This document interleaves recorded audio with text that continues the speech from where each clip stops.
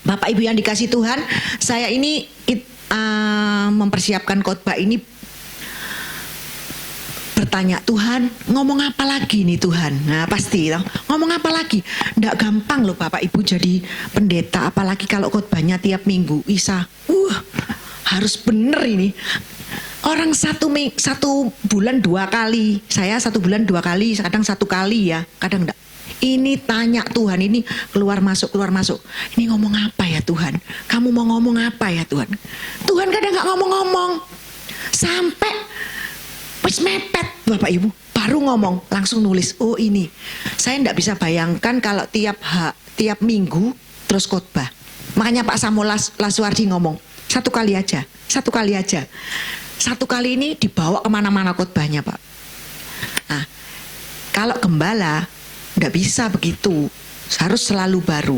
Ngasih makanan domba-dombanya harus selalu fresh, rumput yang baru, bukan rumput yang kering-kering dari kemarin itu ya. Nah, ternyata Tuhan nggak sengaja Bapak Ibu lah. Tuhan kalau ngomong itu nggak langsung gitu, nggak.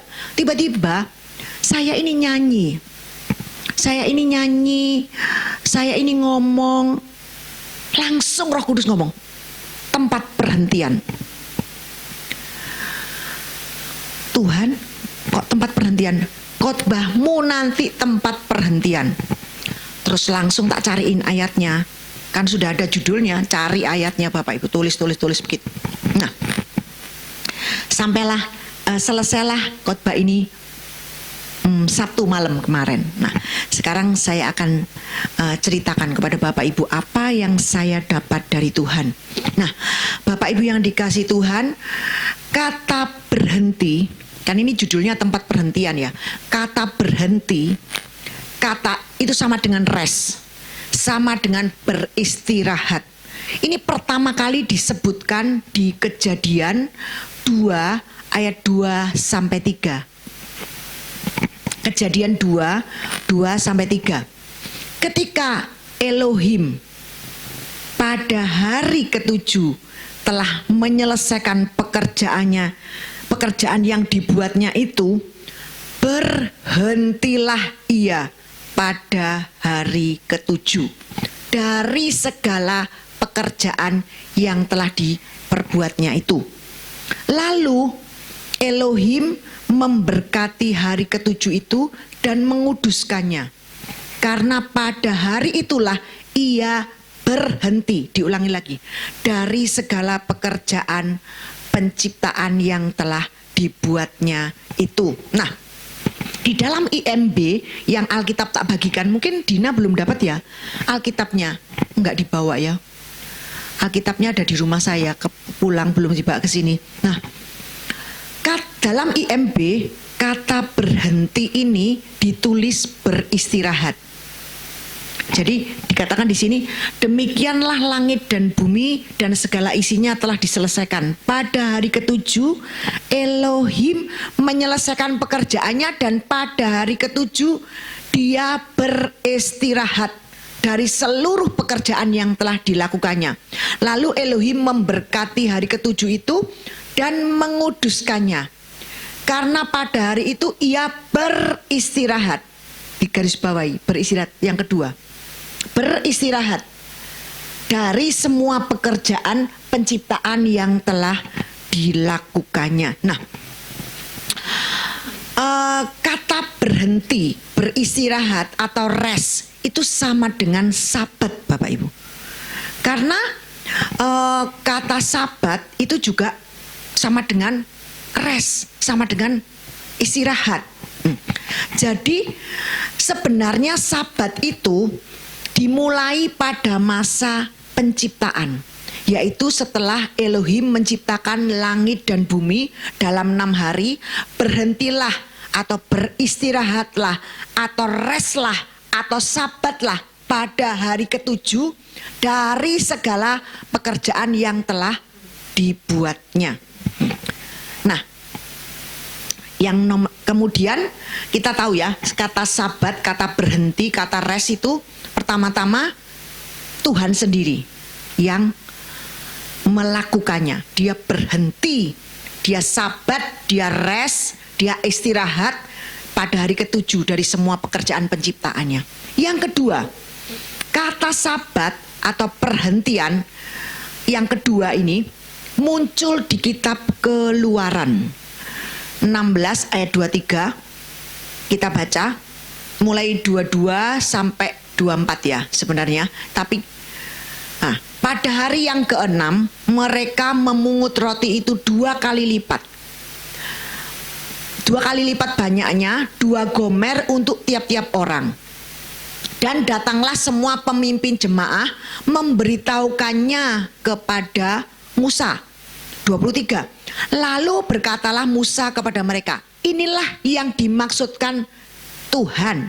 Besok adalah hari perhentian penuh, Sabat yang kudus bagi Tuhan. Maka roti yang perlu kamu bakar, bakarlah. Dan apa yang perlu kamu masak, masaklah. Karena besoknya tidak boleh masak Bapak Ibu. Besoknya tidak boleh bakar. Dan segala kelebihannya biarkanlah di tempatnya untuk disimpan sampai pagi. Jadi ini adalah sabat yang kedua. Kata-kata sabat yang kedua, kata-kata rest yang kedua diucapkan di Keluaran, diucapkan Musa di Keluaran 16 ayat 23 ini. Ayat 24, tadi kan saya ngomong sampai 24 ya. Mereka membiarkannya di tempatnya sampai keesokan harinya, seperti yang diperintahkan Musa. Lalu tidaklah berbau busuk dan tidak ada ulat di dalamnya. Nah, Bapak Ibu yang dikasih Tuhan, ini sabat yang sampai hari ini orang Israel lakukan, yaitu setiap hari ketujuh. Hari ketujuh itu hari Sabtu Bapak Ibu. Kalau kita hari ketujuh hari Minggu, dia hari Sabtu yang dimulai Jumat malam, Jumat matahari terbenam sampai Sabtu matahari terbenam, itu hari ketujuh. Jadi Jumat matahari terbenam sampai Sabtu matahari terbenam, mereka tidak boleh melakukan kegiatan apapun. Masak nggak boleh, kerja nggak boleh, bahkan menyalakan lampu saja itu sebenarnya nggak boleh Bapak Ibu. Dan sampai hari ini yang masih kuat menjalankan tradisi ini adalah orang Yahudi Ortodok. Jadi mereka benar-benar melakukan seperti apa yang Musa katakan. Mereka pergi ke sinagog, berdoa, sesudah itu pulang ke rumah. Nggak boleh masak, nggak boleh kerja, nggak boleh nyalain lampu. Nah, hari pertama penanggalan Yahudi adalah pada waktu Sabtu matahari terbenam sampai Minggu matahari terbenam. Itu hari pertama. Jadi nanti kalau di Israel pasti ada pertanyaan ini. Di base ini pasti ada pertanyaan. Hari ketiga itu hari apa? Gitu. Yang memberi pertanyaan ini biasanya tour leadernya, tour guide-nya. Itu tour leader ya, TL-nya yang kasih pertanyaan seperti itu karena tour leadernya orang Yahudi. Nah, kita masih bisa tanya, hari pertama, kalau hari pertama ini Minggu, Senin ke hari kedua, hari ketiga itu adalah hari Selasa. Biasanya kalau kita bisa menebak, kita dikasih hadiah Bapak Ibu ya. Nah, saya mau ceritakan, saya pernah mengalami sabat di Israel karena saya sudah 8 kali ke sana. Jadi tiap sabat itu sebenarnya saya senang Bapak Ibu kalau ke Israel pas hari Sabat. Orang lain nggak seneng, saya seneng. Kenapa? Saya bisa melihat di dalam hotel itu, kan orang-orang Yahudi kalau Sabat itu mereka pindah ke hotel. Orang-orang Yahudi yang modern, mereka karena di rumah nggak bisa nyalakan lampu dan semuanya, mereka pindah ke hotel Bapak Ibu. Hotel internasional yang kita tempati. Nah, di sana mereka tidur di sana. Dan kalau Sabat di hotel itu semua lift mati. Cuma satu yang boleh nyala. Dan itu pun tiap lantai itu berhenti. Sret, berhenti. Sret, berhenti. Jadi kalau dari lantai 1 ke lantai 12 itu selalu lama Bapak Ibu. Karena di dalam lift 1 berhenti, 2 berhenti gitu ya. Nah, yang saya suka kenapa? Pada waktu selesai Sabat, mereka itu berpesta Bapak Ibu. Nah, berpesta itu di dalam hotel, kita kan dinner bareng-bareng mereka. Karena kalau ke Israel itu biasanya breakfast di hotel, pulangnya makan juga di hotel. Makanan hotel ini kalau Sabat makanannya enak Bapak Ibu. Semua dikeluarkan, wen macam-macam Bapak Ibu. Jadi wennya itu wah macam-macam makanannya, wah enak pol. Nah, di sana kita orang-orang yang tur, orang Indonesia, orang luar negeri yang tur, itu seneng Bapak Ibu. Saya juga termasuk seneng. Langsung, dan wennya itu boleh dibawa pulang. Kita bawa botol-botol pulang, wennya boleh dibawa tapi tidak boleh membawa semuanya ya. Kita pokoknya kita bawa ada wennya yang masih segelan itu kita bisa bawa pulang, masuk ke kamar, bawa pulang Indonesia. Kita bisa makan semuanya, wah enak pol. Nah, kemarin saya ini sudah rundingan, kelihatannya ke Israelnya saya majukan bulan 9, tanggal 5. Bisa ya? Kita maju bulan 9, tanggal 5, karena ada pesawatnya ini Emirates bisa langsung ke Tel Aviv. Mungkin ya saya pingin majukan karena bulan 11 ini banyak yang kok cek suwe nih. Nah, kalau bulan 9 ini kan juga musim gugur, juga enggak seberapa panas ya. Sudah enak, sudah sejuk. Kembali ke sini.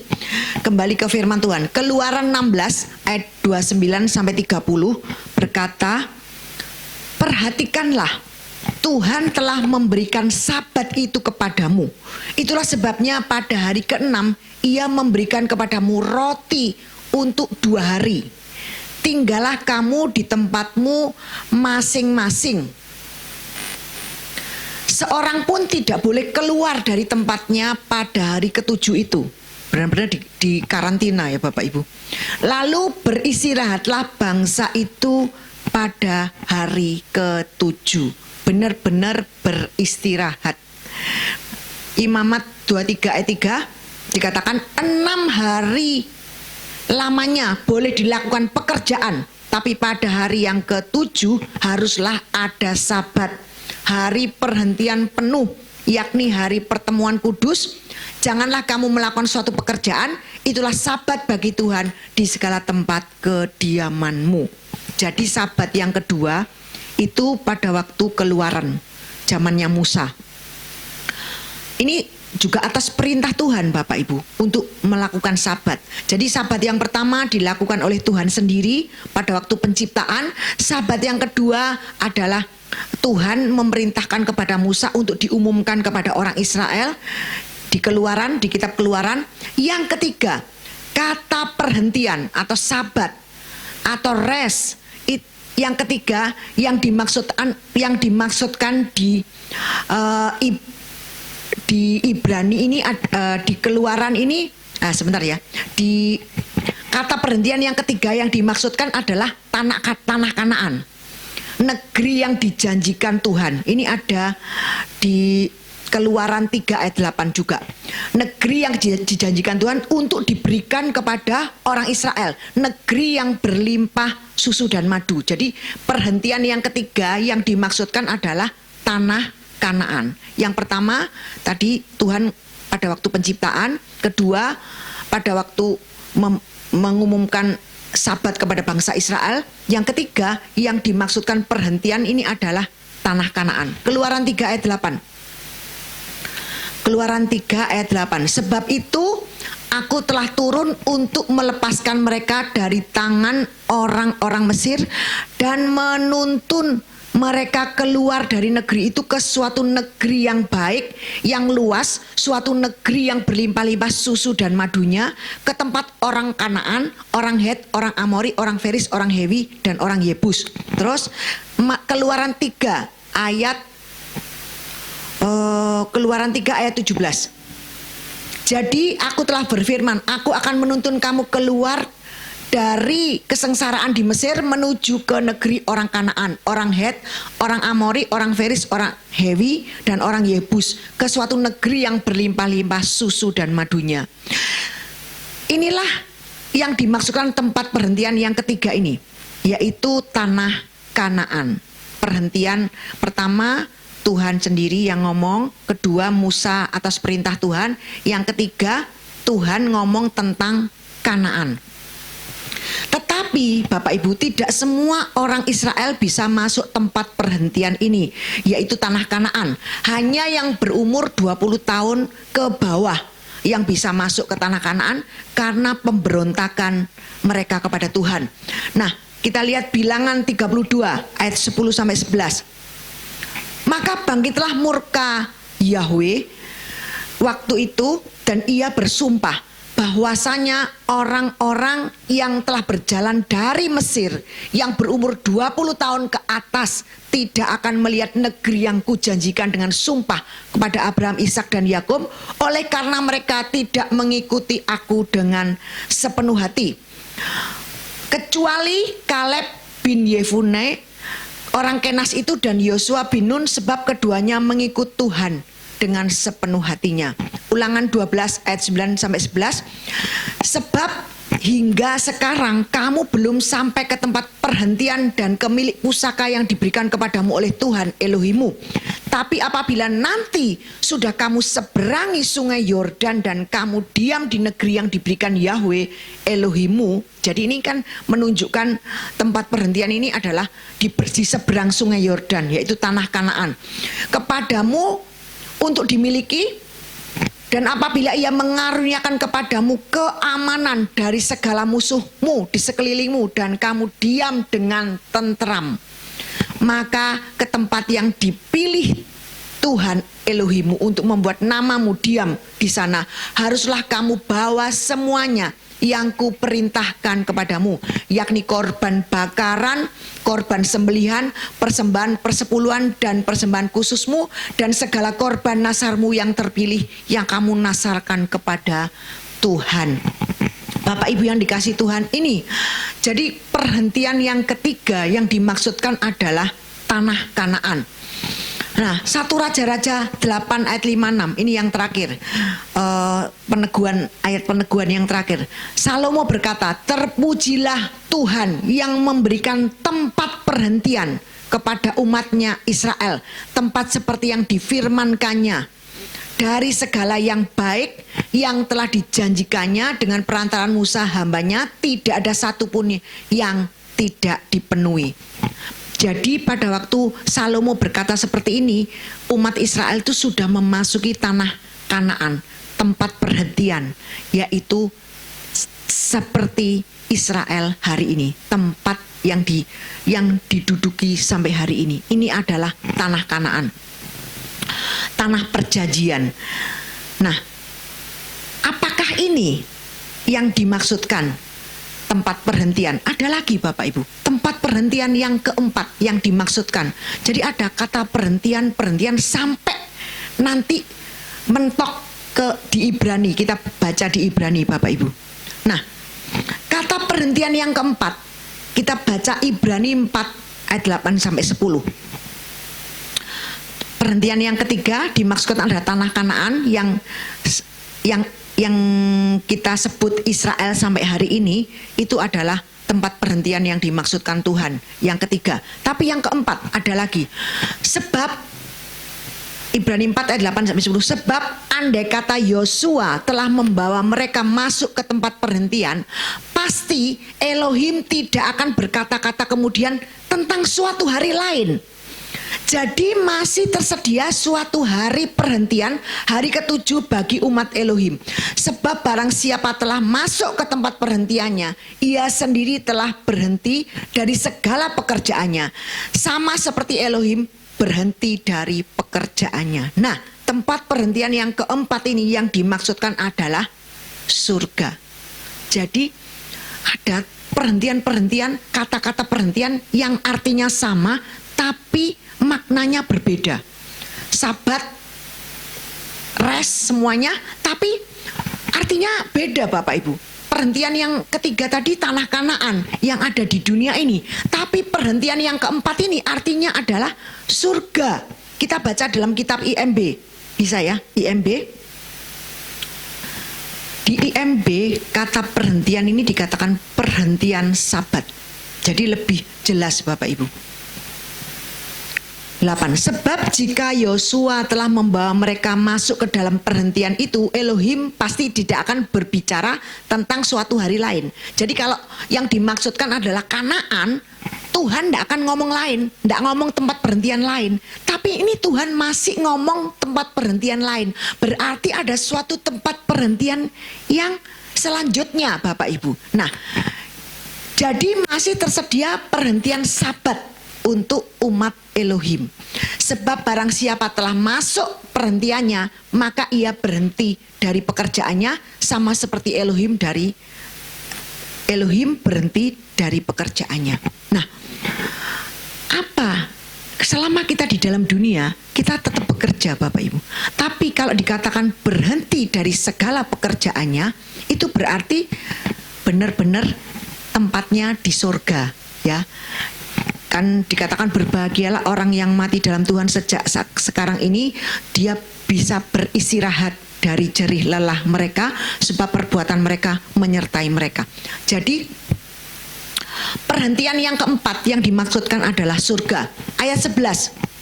Karena itu baiklah kita berusaha untuk masuk ke dalam perhentian itu, supaya jangan seorang pun jatuh karena mengikuti contoh ketidaktaatan itu juga.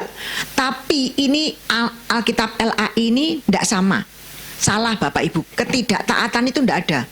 Ayat 11 IMB berkata, karena itu baiklah kita bergegas untuk masuk ke dalam perhentian itu, supaya jangan ada seorang pun yang jatuh karena mengikuti contoh ketidakpercayaan mereka. Nah, bukan ketidaktaatan tapi ketidakpercayaan. Jadi syarat untuk bisa masuk perhentian yang kekal di surga adalah percaya. Karena percaya kepada Yesus sebagai Tuhan dan Juru Selamat, bukan taat, Bapak Ibu. Kalau syarat masuk surga itu taat, pasti banyak yang gak masuk surga. Semua gak masuk surga, termasuk saya. Pendeta-pendeta semua tidak ada yang masuk surga. Karena semua orang tidak bisa 100% taat. Nah, sekarang kita sudah tahu macam-macam tempat perhentian, yang terakhir surga. Tapi kita akan masuk kepada pembahasan yang terakhir. Apa sih tempat perhentian ini? Maksudnya apa? Kata perhentian yang ditulis dalam kitab Kejadian sampai Ibrani ini sebenarnya siapa yang dimaksudkan? Arti sebenarnya tempat perhentian itu apa? Jadi sebenarnya Bapak Ibu, tempat perhentian, rest, sabat itu adalah Yesus. Bukan tanah Kanaan. Bukan perhentian seperti yang dimaksudkan Musa. Bukan seperti Tuhan menciptakan hari ke-7 terus berhenti, rest, sekalipun kata-katanya sama. Tapi arti sebenarnya tempat perhentian itu adalah Yesus. Jadi Yesuslah tempat perhentian itu. Matius 11 ayat 28 berkata seperti ini. Marilah kepadaku semua yang letih lesu dan berbeban berat, aku akan memberi kelegaan kepadamu. I will give you rest. Aku akan memberikan kelegaan kepadamu. Jadi tempat perhentian yang sebenarnya itu adalah Yesus. Matius 11 ayat 28 di IMB dikatakan, datanglah kepadaku kamu semua yang lelah dan berbeban berat, dan aku akan memberikan perhentian kepadamu. Jadi perhentian yang sebenarnya siapa? Yesus. Yesuslah tempat perhentian kita yang sebenarnya. Kalau kita menantikan tempat perhentian yang lain selain Yesus, kita pasti akan kecewa. Surga tanpa Yesus bukan tempat perhentian. Amin. Jadi tempat perhentian itu adalah Yesus. Nah, di dunia ini yang penuh dengan gejolak Bapak Ibu, tidak menentu, penuh dengan masalah dan persoalan, kita perlu tempat perhentian itu. Kita perlu rest, kita perlu sabat, kita perlu beristirahat. Dan itu semua kita bisa dapatkan hanya di dalam Yesus. Nah, ini yang pokok, yang inti. Jadi saya ini meneliti tempat perhentian-perhentian ini sampai seminggu Bapak Ibu. Aku liatin bahasanya, aku lihat bener enggak. Tuhan ini nuntun sebenarnya perhentian yang sebenarnya itu adalah aku, kata Yesus. Matius 11 ayat 29 sampai 30.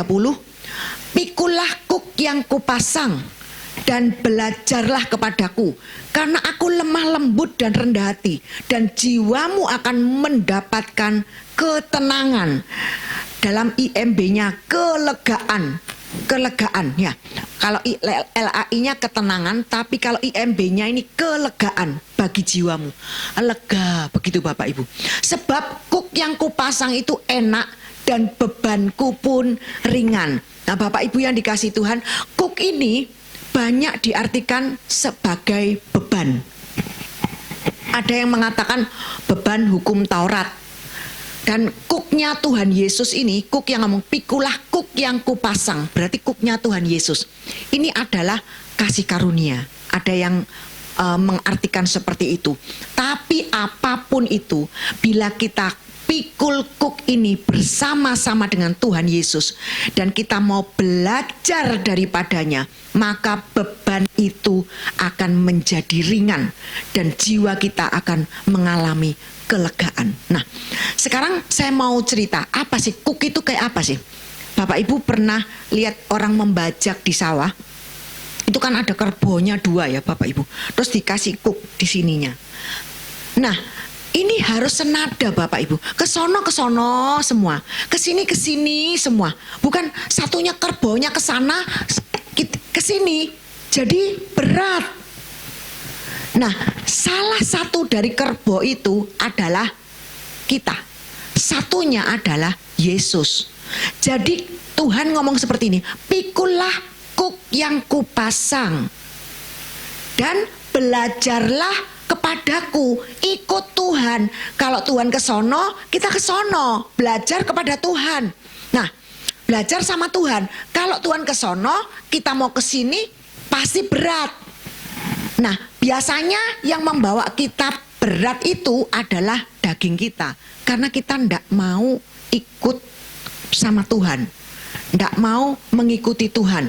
Nah, dan kita tahu Bapak Ibu, di dalam setiap persoalan, setiap peristiwa, itu Tuhan itu ada bersama-sama dengan kita. Dan dia memikul kuk itu sama-sama dengan kita. Jadi kuk kita ini dipikul oleh Tuhan juga. Makanya dikatakan kuk yang kupasang itu enak dan bebanku pun ringan. Karena Tuhan yang memikul Bapak Ibu. Nah, kita lihat Yesaya 53 ayat 4. Tetapi sesungguhnya penyakit kitalah yang ditanggungnya dan kesengsaraan kita yang dipikulnya. Padahal kita mengira dia kena tulah, dipukul dan ditindas oleh Elohim. Nah, tadi Pastor Prin juga khotbah tentang ini, tentang sebenarnya obat itu bukan jalan keluar. Semua yang berbau kimia itu pasti ada efek samping. Tadi siapa yang dengarkan Pastor Prin? Semua yang kita masukkan di obat yang kita minum itu semua ada efek samping. Vaksin dan semuanya itu pasti ada efek samping, mungkin ya begitu, tapi bukan alergi vaksin seperti itu katanya Pastor Prin, tapi semua itu ada efek samping. Sebenarnya kalau kita sakit, ini obatnya ini adalah firman Tuhan. Oleh sebab itu katanya Pastor Prin tadi khotbahnya, baca firman setiap hari. Setiap hari baca firman. Nanti itulah yang akan menyembuhkan, menggiling tubuh kita. Itu firman Bapak Ibu. Nah, bagaimana kadang-kadang kalau kita ada di dalam persoalan, di dalam masalah, kita tidak bisa melihat Tuhan ikut memikul kuk bersama-sama dengan kita. Benar? Kita tidak bisa lihat Tuhan. Bagaimana kita bisa lihat Tuhan kalau kita kita kena masalah, pasti kita bingung dengan masalahnya itu. Nah, kita sampai tidak sadar, tidak bisa melihat bahwa Tuhan itu ikut memikul kuk masalah itu, beban itu bersama-sama dengan kita. Nah, saya akan bagikan 3 tip ya, untuk kita bisa melihat Tuhan memikul kuk bersama-sama dengan kita. Nomor 1, lihat Yesus dalam setiap peristiwa. Jadi setiap peristiwa, setiap masalah, setiap persoalan yang terjadi dalam kehidupan kita, segala aspek apapun dalam kehidupan kita, kita bertanya dengan Tuhan. Kalau kita mengalami masalah, kita mesti tanya sama Tuhan. Tuhan itu mau aku belajar dari masalah ini apa? Tuhan mau kita belajar apa dari segala peristiwa yang terjadi ini? Jangan bingung. Kebanyakan kan bingung, termasuk saya Bapak Ibu. Ini baru saya dapat bingung kan. Belajar, percaya, belajar tanya dengan Tuhan. Kan Tuhan ngomong belajarlah kepadaku. Jadi kita tanya dengan Tuhan.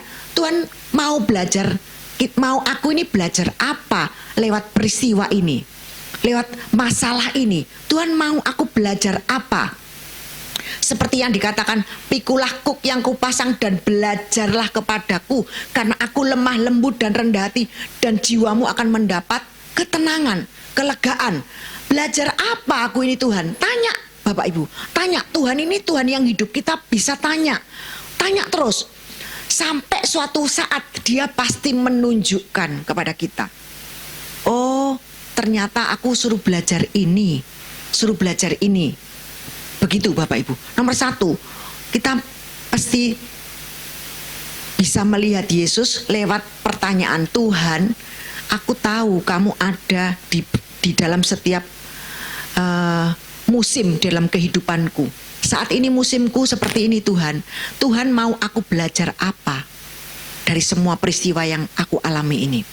Yang nomor 2, banyak dengar berita tentang Yesus. Khotbah-khotbah yang God center, bukan man center ya. Jadi untuk bisa melihat bahwa Tuhan Yesus itu ada bersama-sama kita, memikul kuk bersama-sama kita. Kita ini belajarnya adalah banyak dengar berita tentang Yesus. Khotbah yang God center, bukan man center. Seperti perempuan yang pendarahan 12 tahun, dia banyak mendengar tentang Yesus. Dan akhirnya dia datang kepada Yesus dan dia terima mujizat. 2 Timotius 2 ayat 8. Ingatlah ini. Ayo kita. Ingatlah ini. Yesus Kristus yang telah bangkit dari antara orang mati, yang telah dilahirkan sebagai keturunan Daud. Itulah yang kuberitakan dalam Injilku. Jadi harus God center. Jadi dengar tentang God center. God center terus akhirnya kita bisa senternya ke Tuhan, fokusnya bisa ke Tuhan. Yang terakhir, bagaimana kita bisa melihat bahwa Tuhan Yesus itu ada bersama-sama kita di dalam setiap peristiwa, di dalam setiap masalah, setiap ikut memikul kuk bersama-sama dengan kita. Kita mulai melatih diri kita untuk banyak memikirkan perkara yang di atas, bukan yang di bumi.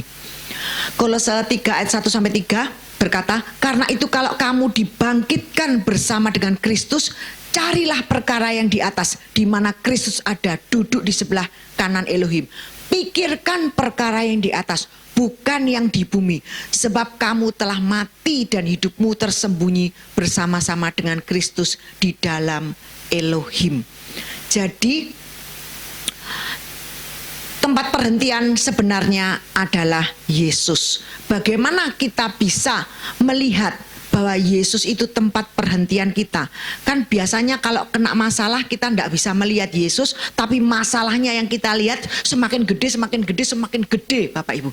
Caranya untuk melatih adalah, tip-tipnya adalah mulai kita tahu bahwa semua yang kita pikul ini bukan kita pikul sendiri. Masalah kuk itu bukan kita pikul sendiri, tapi ada Yesus yang mikul bersama-sama dengan kita. Nah, bagaimana caranya kita bisa lihat Tuhan? Jadi dimulai dengan setiap pertanyaan, Tuhan, aku harus belajar apa lewat peristiwa ini? Dan banyak mendengar tentang Kristus, firman Kristus. Dan yang terakhir, memikirkan perkara yang di atas. Lebih banyak memikirkan perkara yang di atas, bukan yang di bumi. Saya percaya, Bapak Ibu, bila kita mau melatih diri kita untuk melakukan 3 hal ini, kita akan bisa rest, kita akan bisa masuk tempat perhentian. Perhentian yaitu Yesus itu. Perhentian yang dimaksud ini Yesus ya, bukan yang lain-lain. Kita bisa masuk tempat perhentian itu sekalipun kita masih ada di dalam dunia yang carut maut, marut, penuh dengan persoalan dan penderitaan. Kalau kita setiap peristiwa kita selalu tahu, sadar bahwa Kristus itu ikut memikul kuk itu, beban itu, dan kita bisa tanya, Tuhan, aku harus belajar apa? Katanya, belajarlah kepadaku. Aku harus belajar apa lewat peristiwa ini? Terus kita senantiasa dengar firman yang God center dan kita memikirkan perkara-perkara yang di atas. Saya percaya kita bisa masuk tempat perhentian, yaitu Yesus itu. Karena tempat perhentian yang sebenarnya adalah Yesus. Kalau kita melakukan ini, kita bisa poin-poin ini kita bisa ingat, kita bisa lakukan bila ada peristiwa datang, masalah datang menimpa kita, terus kita langsung ingat, aku ini suruh belajar apa ya? Karena aku tidak sendiri memikul kuk ini, ada Tuhan. Nah, itu akan membawa kita fokus kepada Yesus sehingga kita bisa rest di dalam Dia. Amin. Mengerti ya? Saya berdoa supaya firman ini bisa memberkati Bapak Ibu sekalian untuk kita bisa masuk tempat perhentian di dalam Yesus. Karena Yesuslah perhentian yang sebenarnya, bukan Kanaan, bukan surga. Karena tanpa Yesus kita tidak akan bisa rest. Karena kelegaan dan ketenangan itu hanya kita dapat di dalam Dia. Latih dirimu untuk kita selalu tahu bahwa kita tidak sendiri, ada Yesus yang memikul kuk bersama-sama dengan kita. Dan mulai bertanya, kita mulai belajar bertanya, Tuhan, aku suruh belajar apa? Yang kedua adalah dengar firman tentang Yesus, God center. Yang terakhir adalah banyak memikirkan perkara di atas, yang di atas bukan yang di bumi. Saya percaya kita akan masuk tempat perhentian. Sekalipun banyak berita di dunia yang menakutkan kita, itu tidak akan terpengaruh dalam hidup kita. Amin.